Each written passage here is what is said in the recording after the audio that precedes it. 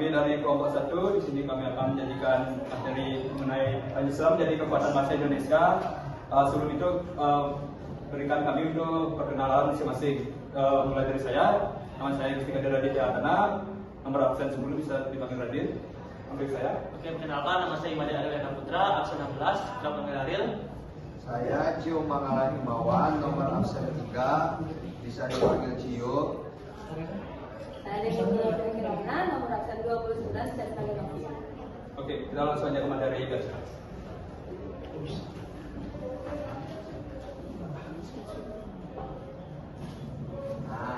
Oke, kita ke segmen di mana kita ngerti dulu apa itu Pancasila menjadi kekuatan, yang mana kita berfokus ke kekuatan bangsa atau kekuatan negara, yang mana kekuatan sendiri memiliki arti yaitu kemampuan mengendalikan atau mengendalikan sampai mempertahankan sesuatu hal yang sesuai dengan tujuan yang mereka akan cari.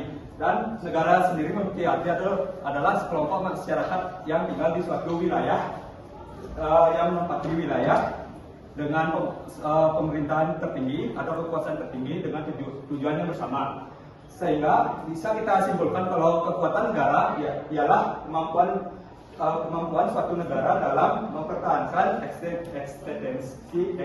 eksistensi baik itu dalam melindungi serta mewujudkan tujuan nasional, dan melalui pemanfaatan seluruh potensi yang dimiliki baik itu hard power maupun soft power. Nah, hard power dan soft power ini menurut Joseph Samuel Jr. ini yang menyatakan kalau hard itu berupa kekuatan fisik yang sejalan dengan negara. Contohnya itu seperti ekonomi dan militer, yang mana kedua ini kan biasa kita temui di sosial media, baik itu seperti di Asia.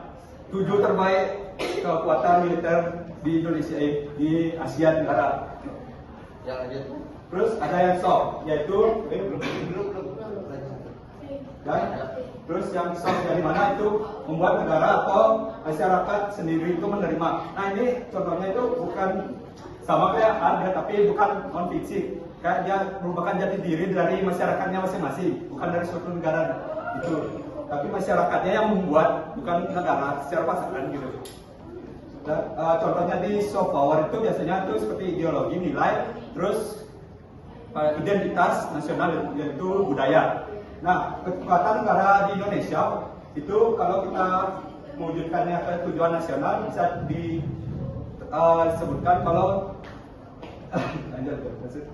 disebutkan kalau kekuatan negara itu adalah Pancasila. Nah, di sini Pancasila sendiri kenapa bisa disebut sumber kekuatan negara? Ya, pertama karena Pancasila itu berfungsi sebagai ideologi negara yang berlandaskan cara berpikir, bersifat, terus bertindak. Dan Pancasila sebagai pandangan hidup yang artinya mempersatukan masyarakat yang beragam suku, adat, dan istiadat. Dan yang ketiga yaitu Pancasila sebagai sumber dari mana bersih moral, etika perilaku dari masyarakatnya sendiri. Oleh karena itu, dengan demikian kekuatan bangsa Indonesia bukan hanya pada aspek material yang saya sebutkan yaitu ekonomi, militer, tetapi juga terutama pada aspek ideologis yaitu Pancasila. Selanjutnya dari sana kami kelompok akan mendapatkan rumusan masalah yang mana di sini kami mendapatkan 4 masalah, yang mana mengapa Pancasila menjadi kekuatan bagi bangsa Indonesia, terus ada bagaimana peran Pancasila dalam menjaga persatuan dan kesatuan bangsa, terus ada tantangan bagaimana mengimplementasi nilai-nilai Pancasila dalam era globalisasi, dan yang terakhir adalah bagaimana upaya memperkuat peran Pancasila di era globalisasi di era kehidupan bangsa ini. Untuk pertanyaan nomor 1 akan dijawab oleh Mas. Ya. Lanjut. Jadi pertanyaan nomor 1 tadi adalah alasan Pancasila menjadi kekuatan bangsa Indonesia. Yang pertama, Pancasila sebagai dasar negara, di mana Pancasila sekaligus sumber dari segala sumber yang ada di Indonesia. Salah satu contohnya adalah Pancasila sebagai sumber dari segala sumber hukum yang ada di Indonesia.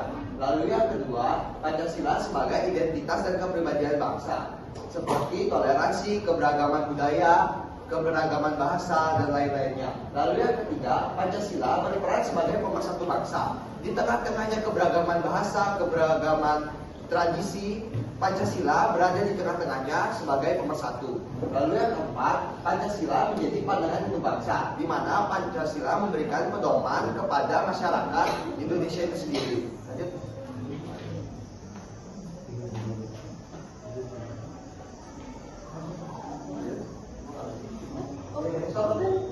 Lalu selanjutnya, peran Pancasila dalam menjaga persatuan. Yang pertama, landasan ideologi dan pandangan hidup. Seperti yang tadi ada di nomor 4, Pancasila itu dia menjadi ideologi dari bangsa Indonesia itu sendiri sebagai pandangan bangsa Indonesia dan sebagai pedoman bangsa Indonesia dalam menjalankan kehidupannya sehari-hari. Di mana bangsa Indonesia menerapkan nilai-nilai Pancasila dalam kehidupan sehari-hari. Lalu yang kedua, pengakuan keberagaman dan toleransi. Di mana di Indonesia sendiri ada banyak agama dan tradisi dan kita harus saling menghargai dan menoleransi keperbedaan tersebut. Jika itu tidak terjadi, maka akan terjadi perpecahan. Lalu yang ketiga, persatuan sebagai nilai utama. Jika yang kedua sudah terjalani, pasti akan tercipta persatuan. Jika sudah tercipta persatuan, maka peran Pancasila dalam menjaga persatuan akan terjadi. Lanjut. Oke, kita masuk ke dalam permasalahan yang nomor 3, yaitu tantangan yang dihadapi di era globalisasi. Jadi tantangan di era globalisasi sekarang itu ada 4 secara umum, yaitu sosial, budaya, ekonomi, dan politik. Dan itu merupakan faktor-faktor yang merupakan memperlemah nilai-nilai Pancasila di era globalisasi. Yang pertama itu adalah masuknya budaya asing, yang dimana arus budaya asing yang masuk di Indonesia itu kadang dia tidak menerapkan nilai-nilai Pancasila, yang dimana itu dampaknya bisa memperlemah identitas bangsa dan menurunnya sifat gotong royong. Dan yang kedua itu menurunnya moral dan sosial. Satunya itu adalah teknologi mendorong sikap individual dan menurunkan rasa toleransi terhadap satu sama lain.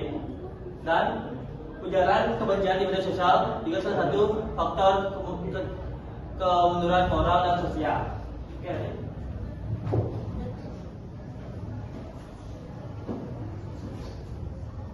Oke, yang nomor 3 itu yang sering kita hadapi adalah kekurangan pemahaman generasi muda, yang dimana itu menyebabkan banyak generasi hanya mengenal Pancasila, tidak mengenal apa itu teori, hanya sebatas teori saja. Akibatnya nilai-nilai Pancasila tidak diterapkan secara menyeluruh dalam kehidupan nyata. Terus yang ketiga ada tekanan ekonomi dan politik. Sesuai keadaan Indonesia sekarang, yang dimana kapitalisme global menimbulkan ketimpangan sosial dan ekonomi, dan korupsi dan penyalahgunaan kekuasaan saat menyebar di era sekarang, maksud di DPR atau pemerintah.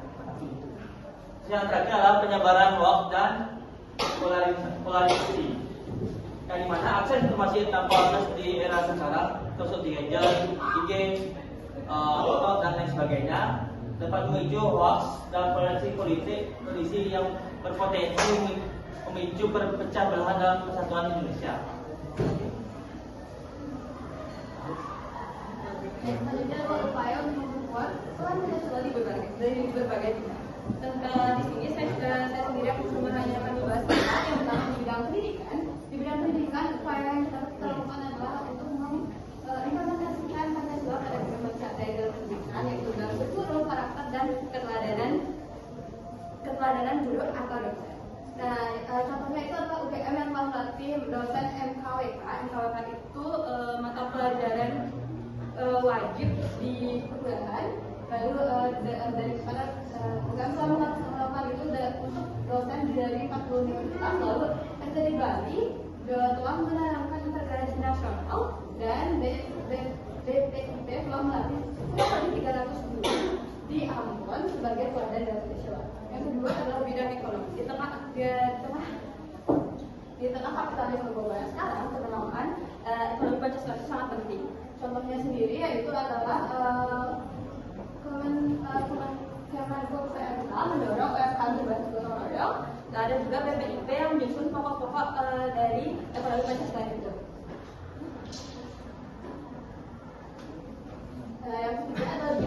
di bidang sosial budaya, di mana globalisasi itu membawa tantangan yang berupa tadi sudah budaya asing masuk, terus lunturnya negara yang sekarang. Contoh upaya yang dilakukan adalah solidaritas masyarakat dalam penanganan bencana yang terjadi di Indonesia. Ada juga yang di Bali, yaitu tradisi Nayang di Bali dan Sambatan di Gunung Kidul. Lalu yang keempat adalah bidang kebijakan atau pemerintahan, di mana kebijakan negara itu harus selaras dengan nilai Pancasila. Agar tetap berpihak pada keadilan. Contoh implementasinya atau contoh upaya adalah BPSDM hukum menekankan regulasi berdasarkan Pancasila, dan lalu ada BPIG nomor 4 tahun 2024 yang mewajibkan gotong royong dan partisipasi masyarakat dalam kebijakan publik. Nah, sekian dari presentasi yang kami bawakan. Apakah untuk sekarang ada sesi tanya jawab atau diskusi mas dari setiap kelompok? Yang mana ada yang nanya? Baik, Cindy. Izin saya kelompok 1, nama saya Siti dari kelompok 4. Bagaimana cara aspek agar nilai Pancasila dapat diperhatikan oleh generasi muda di luar ruang kelas, bukan hanya lewat kurikulum formal. Bukan hanya lewat kurikulum formal. Terima kasih. Baik, bukan hanya lewat kurikulum formal. Yang kita tahu di sekolah kita juga ada ekstrakurikuler, organisasi OSIS, juga nanti di kuliah kita ada namanya UKM. UKM kalau nggak salah. Terus ada juga kita selain itu kita ada organisasi di luar sekolah kita. Nah, mengikuti kegiatan-kegiatan tersebut itu bisa jadi cara konkret untuk menerapkan nilai-nilai Pancasila yang ada. Terima kasih. Oke, karena waktu yang sudah terus berjalan, sekian dari kelompok kami sudah menjelaskan mengenai Pancasila itu menjadi kekuatan bangsa Indonesia. Mohon maaf atas kesalahan kata atau kesalahan kalimat yang kami ucapkan. Kami tutup dengan Parama Santi. Oh, Santi.